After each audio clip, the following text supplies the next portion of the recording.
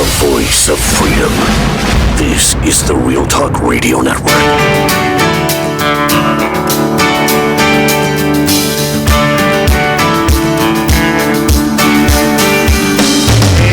Back to The Reckoning. You're on the Real Talk Radio Network. I'll remind you, realtalk933.com. You can log in and hear what's going on. You can, of course, get the app and chime in. And we're going to do quite a bit of that here the next few minutes. We're going to go back and forth. So if you've got any questions for me, for our guest, feel free. Pop over onto the app and let me know what you think. And we would love to hear from you and love to hear where we're going. But I've got Mr. Jeremy Lloyd with me, who is running for the Missouri 104th District here at the State House of Representatives. And excited to have him on. This is my hometown, St. Peter's. I'm just outside your district lines. I'm down in the 69th. Okay. But I used to be the 104th, and then they redistricted, which is always a fun time. Oh, boy. Yeah. But St. Peter's and a lot of good surrounding areas there. So welcome, Jeremy, to the show. Thanks for being with us today. Hey, thanks for having me. It's great to be with you. Absolutely. Well, just give me a little sense of background, because I know that you and you've got a wife and kids. You're from the area here, I think. But just, give me a little bit of a background of where you come from and what brought you to this point. So I have a wife and 5 kids. That's the best and most important thing about me.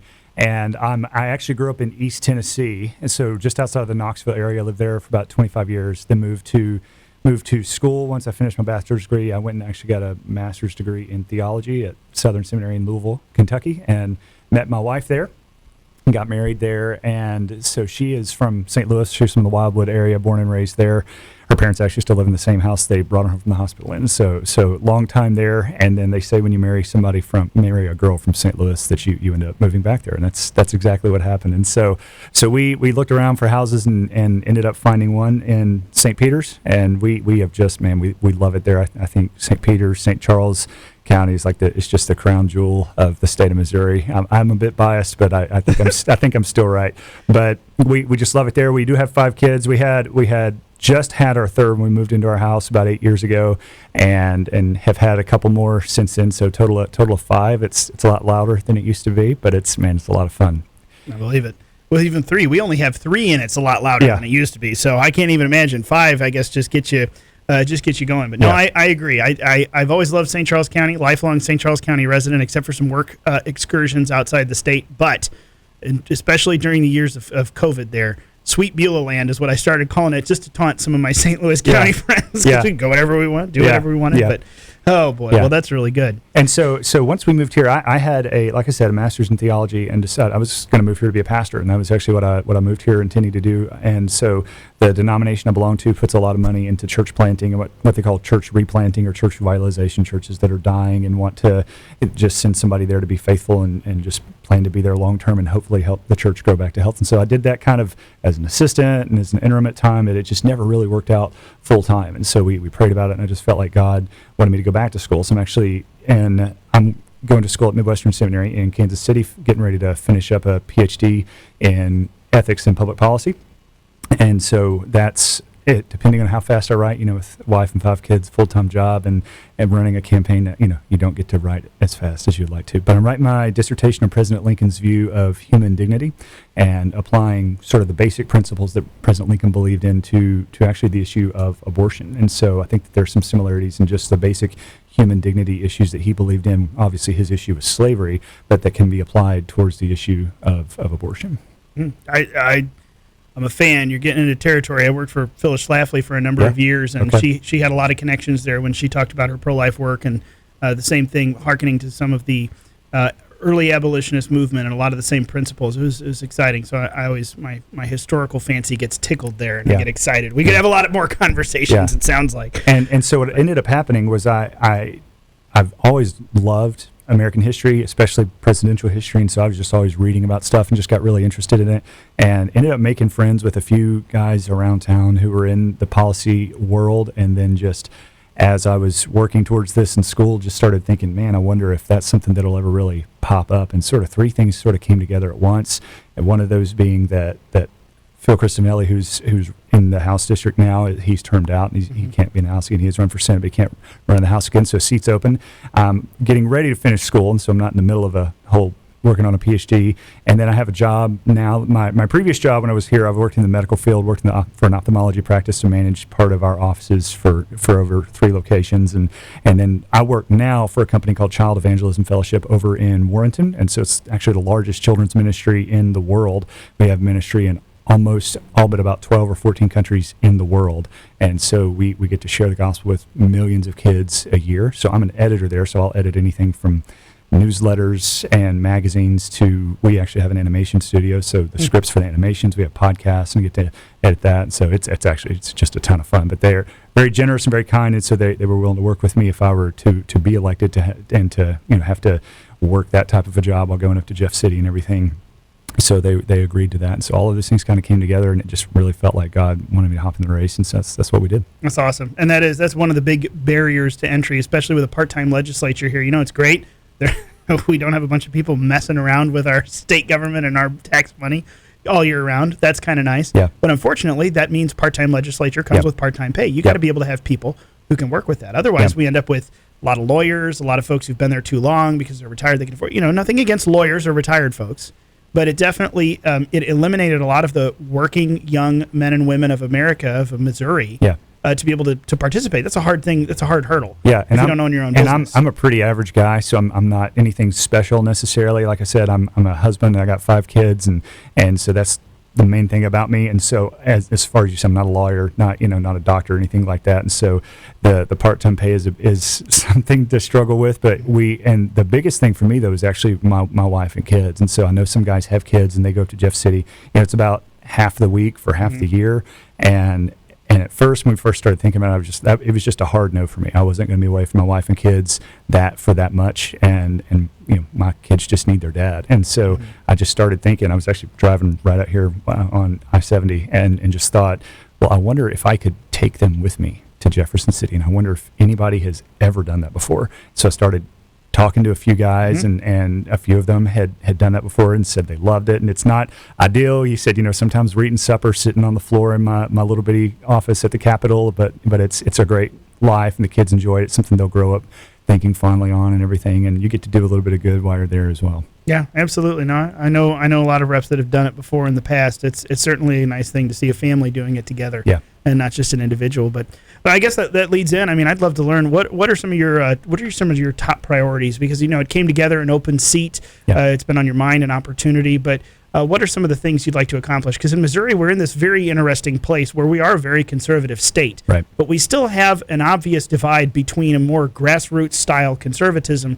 and party leadership that really kind of does its own thing sometimes, apart from what I would say feels like the will of the people. And yet these folks get back in.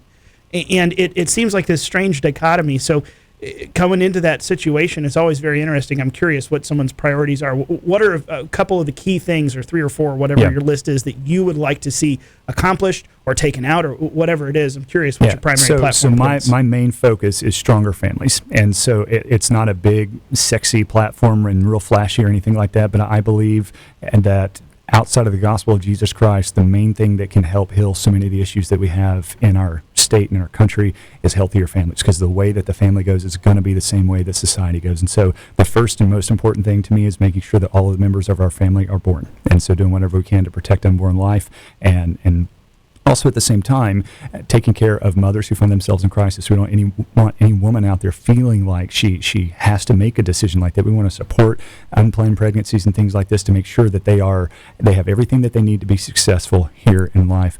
I also want taxes to be lower. I hate paying the property tax every single year, and it's like paying rent on the things that I've already purchased and paid tax on. And so I just drives me nuts every year having to do that. And we're in a pretty good financial state here in Missouri, and there's ways that we can do that responsibly.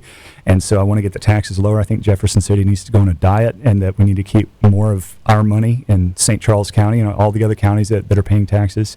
And education reform is also very big to me and important. And I think there's a lot of things that we can do to strengthen the education system. I want every Missouri student to get a world-class education. I think we have the ability to be able to do that. I think Missouri can be just a bright light for the rest of the country and even the world with some of the abilities that we have to be able to do that. But in regards to some of the public school education, there's some places that really need a lot of work, and some places that frankly are just failing. And so we have some awesome teachers out there and some awesome school board leaders and things like that. But I'm a capitalist when it comes to markets. I'm also a capitalist when it comes to education. I think competition is going to breed strength. And it was a Democratic President, John F. Kennedy, that said a rising tide lifts all boats. And so when we can up what the standard for everybody, then that's going to make it better for everybody else. There's no reason that public schools should not have to compete against private schools. There's no logical reason to do that, except for the fact that you've got teachers unions and things out there that want to just get very upset about that. But competition is going to breed strength. And if our main goal is educating our children and making sure that they are best suited to step out into adult life once they leave our schools, then there is no reason not to have that competition. I think there's things that we can do as far as scholarships for private schools and helping out our homeschool families. You mentioned that to me as well. That's a really big priority for me. Also, in just strengthening homeschool families, being sure our homeschool family, that's a really growing group of people as our homeschool community here in Missouri, and I want to be sure that they have all of the things that they need in order to be successful to educate their children at home as well. Yeah, and that was, I know that, just off the air, we were just mentioning a couple of things. We talked quite a bit about the big primary and secondary education bill. I think that there's a very, and I appreciate what you're saying quite a bit about the marketplace competition, because I think so often one of the big conversations we as conservatives have fallen into the trap of just simply talking about school choice, which is not inherently a problem. It's a good thing. Sure. But there's so much more to it than that. When you talk about school choice, what are we saying? Well, move government money away from just the school district and go with the school student. And I think there are a lot of folks who say, well, wait a minute, what about this government money to begin with? I mean, is this not potentially the source of the failure, to begin with? If they were funded very well by the government, why is it failing? I got to question the source here. So it was, I know a lot of folks were a little, questionable about some of what we're doing here. And I know that there are big waves of talking about the Department of Elementary and Secondary Education here in Missouri. So that's that educational freedom shift I see happening in Missouri. And again, to your point, it's a very conservative state. Why wouldn't we, really seize on some things and go further, cut further spending that doesn't need to be there, move more in educational freedom. There's a lot of administrative things that can be cut that can just go more to educating students. My grandfather was a professor of electrical engineering at Mississippi State, and so you look at what he had to do. I mean, he had to do virtually everything. There weren't all of these professional administrators out there. He had to grade papers, and he had to schedule meetings with students, and he had to go and oversee X, Y, and Z part of the department that he worked for. And so that was many, many years ago, but it was much more efficient in a way that you don't have these professional administrators who make a lot more money than the teachers do, by the way. And so, but giving that money, that is collected by the government, but giving the parents the choice. And again, we're talking about choice, but allowing the parents to choose, and so that they can vote with their feet, essentially, as far as schools go, and being able to give that to them, their freedom, and not just in education and making sure the education's done right, but when these woke policies start going in and talking about gender ideology, if that starts to get pushed or anything else, then those schools are going to be left, and parents are going to get their kids out of there and have the freedom to be able to do that and move their kids around more. Yeah, absolutely. Well, I know he's about to give me a break sign here. I wonder if you want to stick around Sure. after the break just for a few more minutes. Yeah. We got to close out the top half of the hour. But we're talking with Jeremy Lloyd, running for the 104th here in Missouri, LloydForMissouri.com. I'll make sure we give all the stuff so you know where to catch up with him. But he's going to stick around. We'll talk just a little bit more after the break. You're on The Reckoning. The voice of freedom.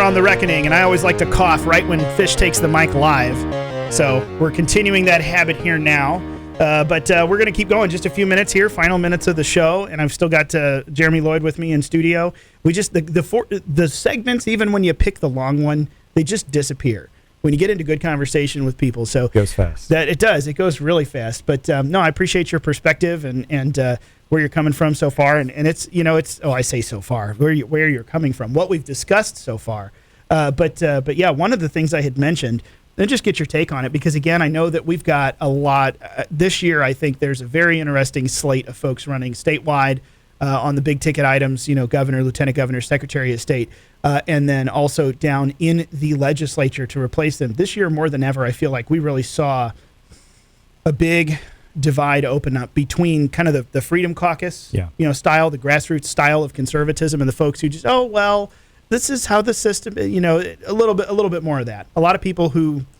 I'm not going to accuse them completely of having sold out to the system, but there's a lot of, well, this is kind of how it is, and if I could do it personally.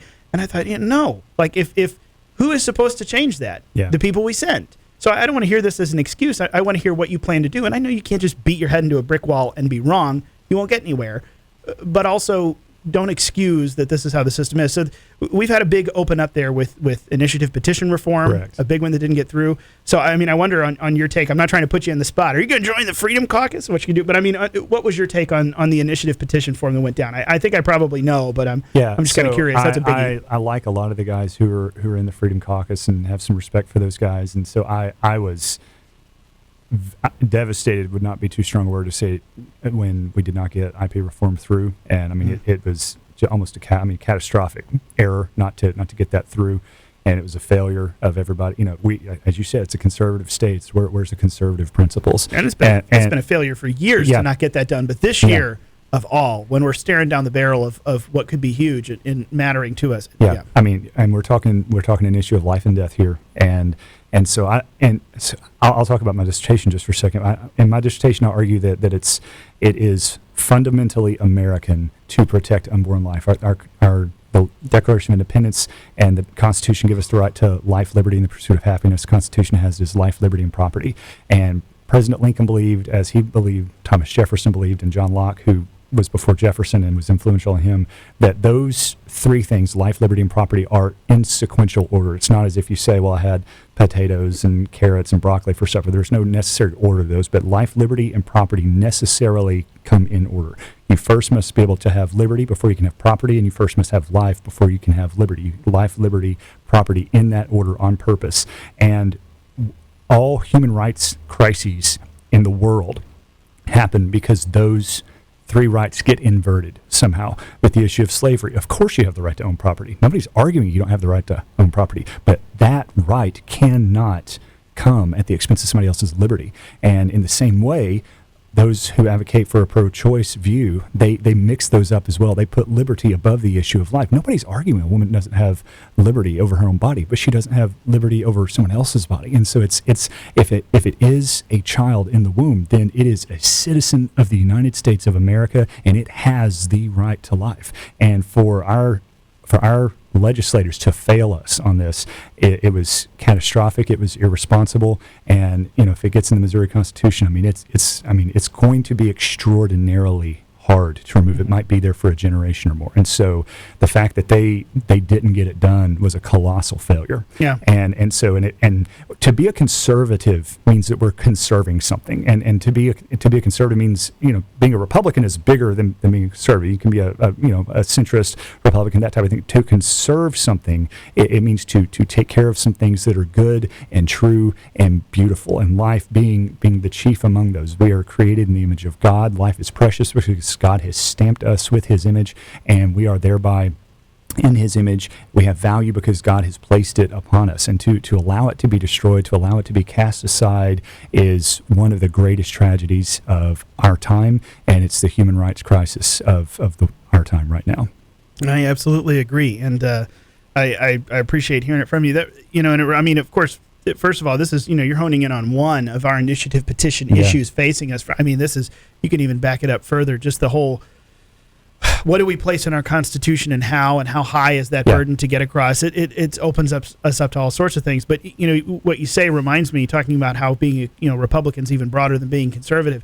It makes me wonder. We've had a big kerfuffle the last 2 or 3 weeks. Obviously, people talking about the national Republican platform, how it's become much more streamlined this year, which I don't necessarily have a problem with. A lot of the other priorities that were very good, but of course, the life and marriage sections got very stripped of several specific pieces of legislation, specific pieces of language that a lot of folks fought for over the years.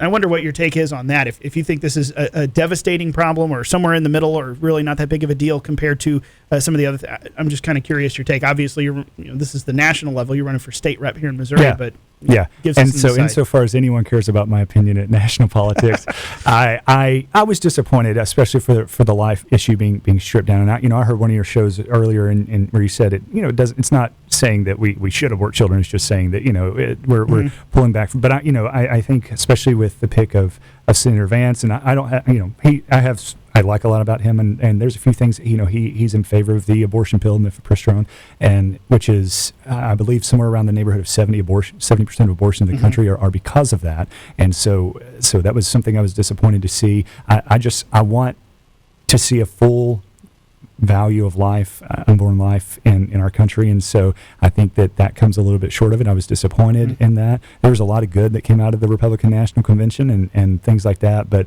that was one thing that I was disappointed to see for sure. Yeah, absolutely. No, I tend to agree with you. Like I said, you heard some of the shows. I said both sides of it. I see and understand both sides of the issue, but I think it is very disappointing at the end of the day that some of the very specific stuff we had was stripped away. We'll remind folks where they can find you in the meantime as we're looking toward August the 6th. Yeah, so my website is lloydformissouri.com, and you can find me on Twitter, Facebook, Instagram, all of those places. And if you'd like to chip in and help out, then you can find a place to donate on my website. Or if you want to put up a sign or something like that, let me know. I'd love to come shake your hand, and hope you'll go vote for me on August 6th, 2 weeks from today. There you go. Jeremy Lloyd running in the 104th, lloydformissouri.com.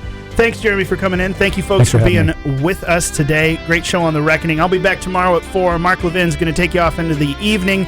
And don't miss out, Dan and Drew and the Morning Crew will be back at 6 tomorrow morning. Have a good night, everyone.